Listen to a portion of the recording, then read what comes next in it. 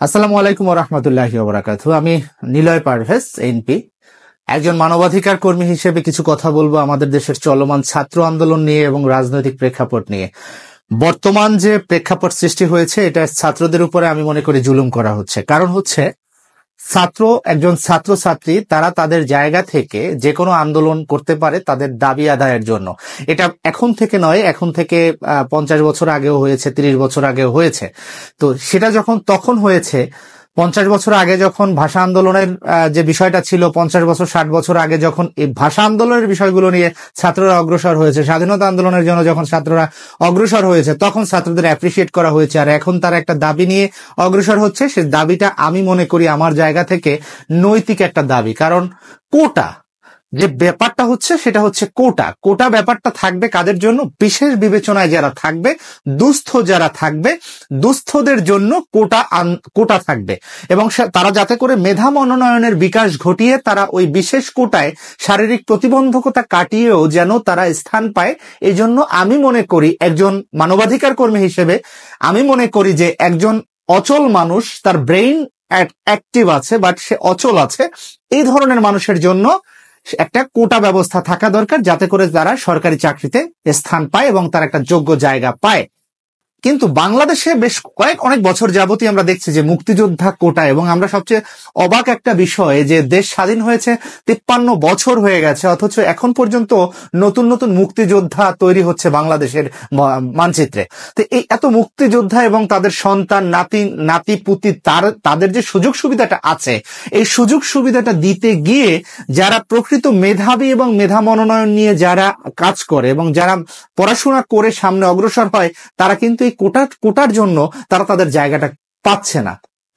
তো এরই উপর ডিপেন্ড করে বর্তমানে বাংলাদেশের সকল বিশ্ববিদ্যালয়ের ছাত্রছাত্রীরা আন্দোলন শুরু করেছে কোটা সংস্কার করার জন্য। কিন্তু রাজনৈতিক প্রেক্ষাপটে আমরা দেখছি যে বর্তমান রাজনৈতিক দল তাদেরকে বলছে তারা কোটা বিরোধী। তারা কিন্তু কোটা বিরোধী না, তারা কিন্তু কোটা বিরোধী কথা বলছে না, তারা কোটা সংস্কার করতে বলছে। এবং একজন মানবাধিকার কর্মী, একজন বাঙালি হিসেবে আমিও মনে করি যে কোটা সংস্কার করা দরকার। কোটা সংস্কার করে যাদের কোটা প্রয়োজন, শুধুমাত্র প্রতিবন্ধী যারা, কোটা দরকার তাদের, যারা দুস্থ তাদের জন্য। উপজাতিদের জন্য কোটার দরকার নেই। উপজাতি সেহেতু বাঙালি, সে যেহেতু বাঙালি সেহেতু তার কোটার প্রয়োজন নেই, সে সবার মতো সার্বজনীন একটা সিস্টেমের মধ্যে থাকবে। একজন হিন্দু, মুসলিম, বৌদ্ধ, খ্রিস্টান, তাদের তো কোটার প্রয়োজন নেই, তারা সার্বজনীন থাকবে। ডিস্ট্রিক্ট হিসাবে একটা জেলা, একটা থানা, একটা উপজেলা, এগুলো কিন্তু একটা দেশের মানচিত্রের মধ্যে চলমান। সো একটা মানচিত্রের মধ্যে থাকলে তার তো কোটার প্রয়োজন নেই। সেপারেশনটা বাদ দিয়ে একদম সমসাময়িক ভাবে যে বিষয়টা থাকবে, সেটা হচ্ছে কোটা থাকবে না। কোটা থাকবে শুধুমাত্র যারা প্রতিবন্ধী রয়েছে তাদের কোটা, যার হাত নেই, পা নেই, পঙ্গু, চলতে পারে না, হ্যাঁ, লেখাপড়া করেছে অথচ চলতে পারে না, তার একটা পা নেই, এই ছেলের জন্য, এই মেয়ের জন্য একটা কোটার ব্যবস্থা অবশ্যই থাকতে হবে, সেই জায়গাটা যেন পরিষ্কার থাকে। এখন দাদা মুক্তিযুদ্ধ করেছে কিনা সেটা নিয়েও সন্দেহ আছে। দাদা মুক্তিযোদ্ধা ছিলেন, দাদার নাতি পুতি তারা মুক্তিযোদ্ধার সুবিধা নিয়ে, অথচ তারা পড়াশোনায়ও তেমন ভালো না, সামাজিক ভাবেও তেমন ভালো না। মুক্তিযোদ্ধা একটা ব্যাপার সামনে এনে তারা কি করছে, তারা সেই সুযোগ সুবিধাটা নিচ্ছে।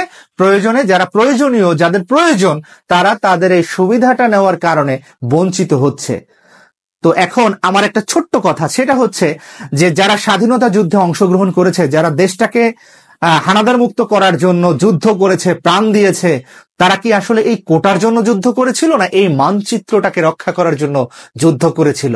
তারা তো কোটার জন্য যুদ্ধ করে, তারা সবল, তারা যোদ্ধা কখনো শর্টকাট দেখে না।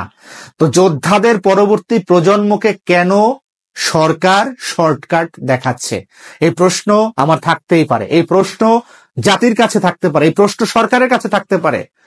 মুক্তিযোদ্ধারা কি পঙ্গু? হ্যাঁ, মুক্তিযোদ্ধাদের যদি কোটা দেওয়া হয়, সেই ক্ষেত্রে ওই যে আমি আবার বললাম, যুদ্ধাহত মুক্তিযোদ্ধা যারা থাকবে তাদের কোটা দেওয়া হোক। যুদ্ধাহত মুক্তিযোদ্ধা অনেক আছে, যারা মুক্তিযুদ্ধ করে আহত হয়েছে, এখনো সেই জীবন, পায়ে গুলিবিদ্ধ হয়ে পা নষ্ট হয়ে গেছে, হাত নষ্ট হয়ে গেছে, চোখ তুলে ফেলেছে, এই ধরনের যারা মুক্তিযোদ্ধা রয়েছে তাদের জন্য একটা কোটা থাকুক।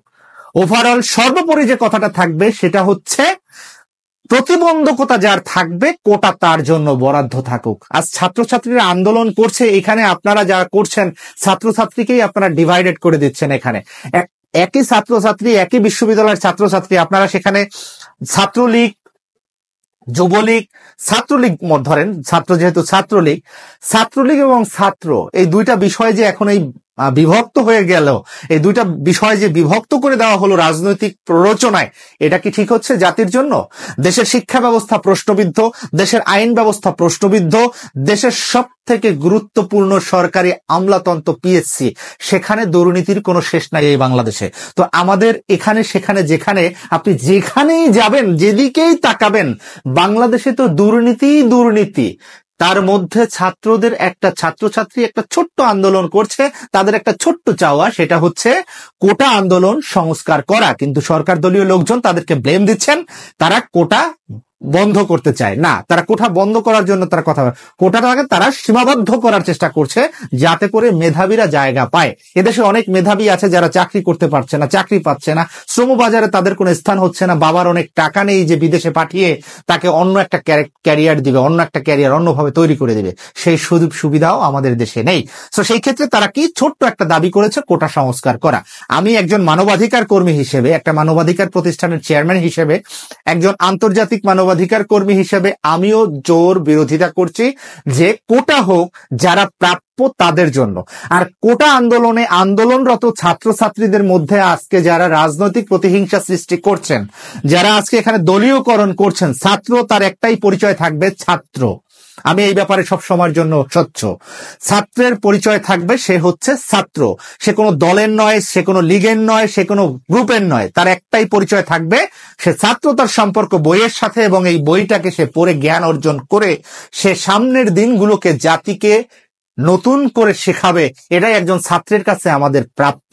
কিন্তু আমরা এই আন্দোলনকে কেন্দ্র করে দেখছি একটা গ্রুপ, তারা চাচ্ছে ছাত্রদেরকে ডিভাইডেড করে দিচ্ছে। এবং অলরেডি আমরা দেখতে পাচ্ছি, আজকে দেখলাম মারামারি হচ্ছে বিভিন্ন জায়গায়, মারামারি ধরা ঢাকা বিশ্ববিদ্যালয়ে মারামারি হচ্ছে। ঢাকা বিশ্ববিদ্যালয় শিক্ষাঙ্গনের প্রাণকেন্দ্র, এই বাংলাদেশের শিক্ষাঙ্গনের প্রাণকেন্দ্র, এখানে কেন মারামারি হবে? এখানকার ছাত্রছাত্রীরা কেন সেপারেশন, দুটো দলে বিভক্ত হবে? না, এখানে নৈতিকতা যেখানে থাকবে, যদি নীতি নৈতিকতা থাকে, যারা ছাত্রলীগের সাথে জড়িত আছো, তোমাদের বলছি, যারা আন্দোলন করছে, যারা ছাত্রলীগ করছো, তোমরা সবাই কি মুক্তিযোদ্ধার সন্তান?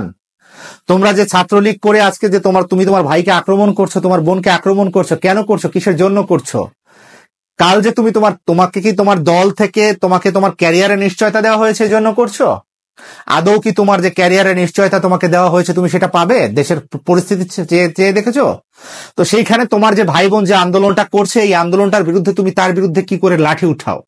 আমার মাথায় ধরে না, কি করে লাঠি উঠাও তোমরা ভাই বোন, তোমরা থাকবে এক জায়গায়, তোমরা বন্ধু, তোমরা নৈতিকতার পক্ষে দুর্নীতির বিরুদ্ধে অবস্থান নিবে। তোমরা সেই নৈতিকতাটাকে প্রশ্নবিদ্ধ করছো আর বলছো কোটার দরকার আছে। কোটা কেন? বাংলাদেশের সকল মুক্তিযোদ্ধা কি প্রতিবন্ধী? কোটা হবে বিশেষ বিবেচনায়, কোটা হবে প্রতিবন্ধীদের জন্য, যুদ্ধাহত মুক্তিযোদ্ধার জন্য। একজন মুক্তিযোদ্ধা একটা দেশের শ্রেষ্ঠ সম্পদ, শ্রেষ্ঠ সন্তান, তার অবশ্যই প্রাপ্তি আছে, সেটা রাষ্ট্র অন্যভাবে তাকে দিবে। তার 5 পুরুষকে তো পোষার সময় নেই। 1971 সালে যারা মুক্তিযোদ্ধা ছিল, সেই মুক্তিযোদ্ধাদের অনেক নাতি নাতনি আছে যারা দেশদ্রোহী কাজের সাথে যুক্ত আছে, নেই? খুঁজে দেখুন, অবশ্যই পাবেন। যারা সন্ত্রাসবাদের সাথে যুক্ত আছে, টেরোরিজমের সাথে যুক্ত আছে। তাহলে কি করবেন আপনি? কাকে সুযোগ দিচ্ছেন? সুযোগ তাকে দিন যে সুযোগ পায়। একজন মুক্তিযোদ্ধাকে তার রাষ্ট্রের সর্বোচ্চ সম্মানে ভূষিত করা হোক, রাষ্ট্রীয় অন্যভাবে ভাতা দেওয়া হোক, সেই সুবিধা তো সে পাচ্ছে। চাকুরির বাজার, শ্রমবাজারে কেন তাকে কোটা দিতে হবে? সে কি শ্রমবাজার রক্ষা করার জন্য যুদ্ধ করেছিল? এখন যদি মনে করেন যে মুক্তিযোদ্ধা মানেই প্রতিবন্ধী, তারা 1971 সালে যুদ্ধ করে তারা প্রতিবন্ধী হিসেবে আত্মপ্রকাশ করেছে এবং ভবিষ্যৎ প্রজন্মকে প্রতিবন্ধী হিসেবে সামনে অগ্রসর করাবে, তাহলেই আপনারা এই মুক্তিযোদ্ধাদের এই বড় বড় কোটার যে ব্যাপারটা আছে, এটাকে সামনে অগ্রসর করুন। অন্যথায় আজকে আমাদের বাচ্চারা যে আন্দোলন করছে, তাদের আন্দোলনটাকে মেনে নিয়ে এই কোটাটাকে সংস্কার করে যারা শুধুমাত্র কোটা পায়, যারা বিশেষ বিবেচনায় আছে, যারা প্রতিবন্ধকতা যার মধ্যে আছে, শুধু তারাই এই কোটার হকদার। আশা করব আমাদের রাষ্ট্র সঠিক বিচার করবে। একজন রাষ্ট্রপ্রধান যেভাবে কথা বলে, এটা আসলে আমরা আশা করি না। আমরা শিখবো কি? আমরা যার কাছ থেকে শিখবো তার কাছ থেকে যদি আমরা শিখতে না পারি, যার কাছে আমরা আশা করি তার কাছ থেকে যদি আমরা নিরাশ হই, আমরা কোথায় যাব?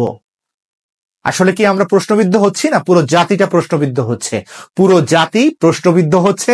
আর এই প্রশ্নের জবাব আমাদেরকে অন্তত কেউ শেখাতে পারবে না। একটা প্রশ্নের জবাব এখনো পেলাম না। স্বাধীন হয়েছে দেশ আজকে 53 বছর। এই 53 বছরে বাংলাদেশের সাংবিধানিক ভাবে হোক, রাষ্ট্রীয় ভাবে হোক, কোনোভাবে আজকে পর্যন্ত মুক্তিযুদ্ধের সঠিক ঘোষককে সেটা আমরা জানতে পারলাম না। আমাদের জাতির সঠিক পিতাকে সেটা জানতে পারলাম না। আমাদের বাংলাদেশের মুক্তিযোদ্ধার সঠিক মুক্তিযোদ্ধা কারা সেটা জানতে পারলাম না। এটা তো আমাদের জন্য লজ্জা। দল বদল হলেই জাতির জনক পরিবর্তন হয়ে যায়, দল বদল হলেই স্বাধীনতার ঘোষক পরিবর্তন হয়ে যায়, দল বদল হলেই রাষ্ট্রের মুক্তিযোদ্ধাদের তালিকা ছোট বড় হয়ে যায়। কেন দেশে 53 বছর পরেও আমরা এই জিনিসটা দেখব? আপনাদের মনে কি প্রশ্ন জাগে না? যারা যুদ্ধ করেছিল, যারা মরেছিল, যারা সম্ভ্রম হারিয়েছিল, তারা কি এই জন্য করেছিল আজ আপনারা যা করছেন?